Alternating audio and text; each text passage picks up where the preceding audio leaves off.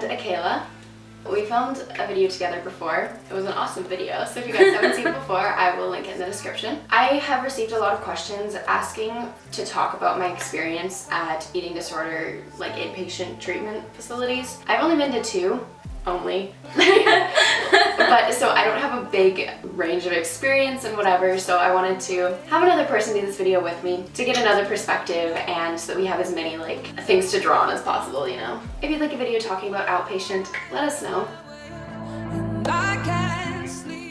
The schedule is fairly similar, so you have your basic day laid out around your meals and snacks. So you start off basically wake up time, get ready, you have breakfast. Then there's usually a group of some kind, either group therapy or an education-based group. Yeah, and then there's usually a morning snack. And then it basically follows that same pattern. So you have lunch, you have a group or two, you have a snack. The end of the afternoon and the evening, that's when you have a bit more free time.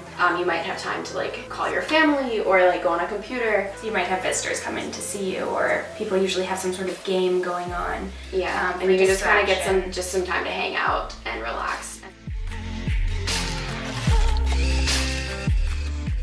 I think it really depends, and it really just depends on the people around you and where you're at personally. So like, for example, if you're gonna be in the hospital, you're gonna get hospital food. That's really all there is to it. Yeah, and it's not very good. Hospital food. And I think like just in terms of like stress levels and whatever around meal times, it really just depends on the residents you're with and the food that's being served. Meal times can be great. You can have great conversations with the other residents and with the staff, and you can totally forget that you're eating and just like have a good time at meals and feel good about it, and it can just be a kind of relaxed atmosphere. Or say it's something harder, someone's having a bad day. It's, I'd say, pretty common for there to be breakdowns at the table, just like people crying and just having a really hard time eating the food. If you can't complete the meal, you take in a meal supplement drink and have that. I think that's pretty typical. That's common no matter where you are. And meal support, like how good it is or whatever, just really depends on the staff members that you're with. A lot of the time, one thing that the staff will do is they'll initiate some sort of game. So sometimes at the table they'll have so like many talking games, like Trivial games. Pursuit. Yeah, like trivia cards, like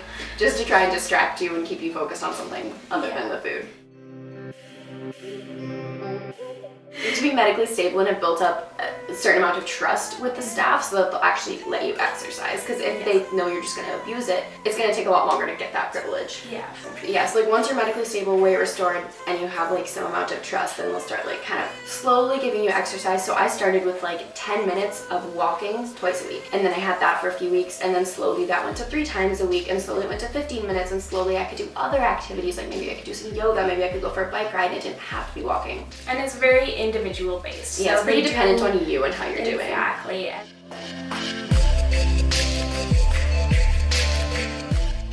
Again, this just so depends. But I think generally speaking, things are a lot more triggering and a lot more difficult in inpatient hospitals, because I think generally people get forced into the inpatient eating disorder programs at hospitals a lot, and they don't want to recover, they don't want to gain weight, they don't want to eat, they don't want to do the work. So I think like generally those situations can be very hard and very triggering. At least for our residential treatment, it was you had to choose to go in there. Yeah, you have to go there willingly, so people can't force you into there. So at residential, it was a lot more like people were there because they wanted to be there, and because they wanted to give recovery a shot. Yeah, so it was a lot easier, and it was a much more positive environment.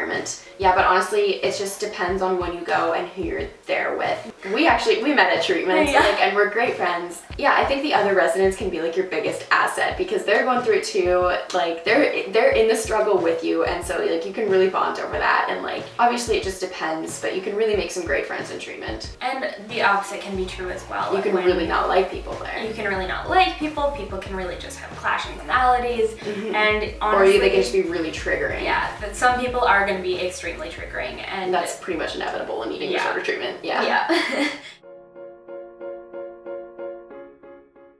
And there's like the level system. Like as you're there longer, as you get more trust, you just get more freedom. Yeah, and it really just depends on you and where you're at.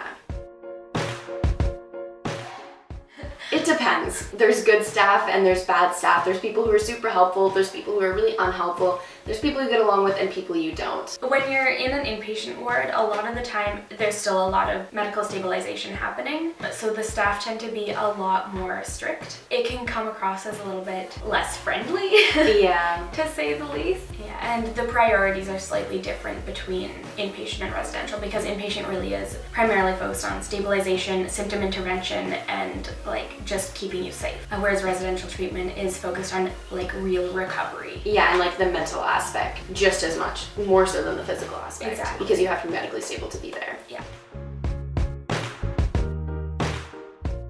I have a video actually about like relapse prevention when you leave treatment, so you can click the screen to watch that right now. Yeah. Like, it's definitely a hard transition out of treatment, like no matter inpatient or residential, because it's just like a harsh shock, like going back to like the real world. For sure, and I know like one thing that was really, really helpful for me the final time that I was in treatment was that I actually spent a lot more time at home while I was in residential treatment. Like going on so passes. I spent my time on passes at home just to have that basic foundation set for when I actually and I think that's was super discharged. important. Take as many passes as you can and really work on that transition home. Try not to just like cold turkey it and just be at treatment and then be at home full time. Try and like do half and half and really ease out of it.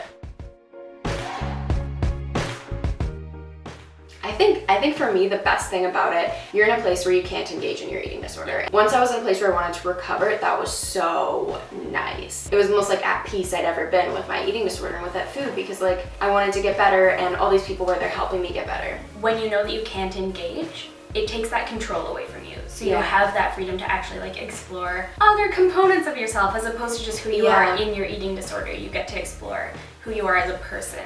And like Things other you things actually you might like to do. Yeah. Things you like and enjoy and actually want to do with your life as opposed to just being so stuck. I'd say one of the hardest things is just having to put your life on hold. And you have to stop things you love, you have to stop things you might hate, but you just have to like quit life for a bit and put your life on hold and go to treatment, and that is very, very difficult. Basically, I think kind of across the board, it's you can be vegetarian and that's it. Yeah, like you can be vegetarian if you have a medical condition like celiac disease where you can't eat gluten. Or you're they will- anaphylactic to nuts or something. Exactly, they will accommodate that. So if you're allergic to nuts, they won't give you nuts. They'll supplement that for something else. They'll find another way to get you that You same don't basic get out of nutrition. anything, it just gets replaced by something else, you know? Exactly, yeah. So don't go in like claiming allergies. Yeah, don't bother. When you're lactose intolerant, they have Lactaid. But you I still have to start- eat the dairy. Exactly. And for being vegetarian in treatment, it'll be at their discretion. For me, I've been a lifelong vegetarian. It's not a part of my eating disorder, and so like they had no problem letting me continue that. People will totally come in and be like, "Oh, I'm vegetarian," but it's totally for eating disorder reasons because they just don't want to eat meat. Yeah, So and- like it's at their discretion. And they do spend some time like exploring and talking to you about like where it comes from and things like that. And your motivation behind it. Exactly. And like if it is eating disorder motivated, they will figure it out. Like Oh, totally. You can't put it past them. Like, don't even try. Yeah, pretty much. At the treatment centers we've been to, you're not allowed to be vegan in treatment, like at all. I did read somewhere that like some place in the States, if you'd been vegan for like 6 or more years or something, you could continue it, but that was the only thing I've ever seen that like where you are allowed to continue veganism in treatment. And they do still, I think, try to verify that it's not eating disorder based. Oh, totally. I know like a huge fear around going to treatment is like, oh, I'm not sick enough. Everyone will be way skinnier than me and way more underweight, and like I'll be the biggest one there and things like that. And I think that goes through everyone's head, like no matter. Every single person worries about that, no matter what size you're at. And I think like it's safe to say there are people at all shapes and sizes at eating disorder treatments. Not everyone needs weight restoration. No. Not everyone is severely underweight. So like if you're worried about that, try not to worry about it. Yeah, but as for weight restoration, it sucks while it's happening, but it's really worth it. It's so worth it in the long run. Yeah. Like I can't even express the difference. Yeah, like you don't even realize it, but you can think so much more clearly. Like your brain just works again, and your body has energy, and you can just do stuff again. What weight restoration looks like. So again, if you're refusing to eat, they will tube feed you. But basically, it's just like refeeding. So you will just eat very large quantities of food, basically. So you'll just have an increased meal plan, and then once you're weight restored, it's different for everyone, but typically I think they decrease it a bit and just experiment around and figure out like how much you need to be eating to maintain your set point and like the weight that you have weight restored to. I guess when we were in residential, it was all girls. When I was in the day program, there was a guy in there for some of it with me. And you've known some guys in treatment too, Yeah, right? definitely. I've known quite a few guys that have been in the various treatment programs that I've been in. So it's not abnormal, like go to treatment if you need it. Like I can imagine that would be Terrifying. Yeah. It would be terrifying, honestly. I've been in residential treatment with multiple guys at any given time. Like, it really does just depend. Basically, I think we both might not be here today. Oh, yeah, 100%. Sometimes it sucks. A lot of the time it sucks, but Yeah. it's so necessary, and overall it is so worth it and so helpful and necessary if you need it. So. Yeah, and that's the thing. And not everyone needs to be in residential treatment necessarily. Outpatient can be a really, really helpful and worthwhile resource. Yeah, that's it for this video. If you guys have any more questions, make sure you just leave them in the comments. I hope you guys enjoyed and found this video helpful and that it answered all your questions. And yeah, I will see you guys next video. Bye guys!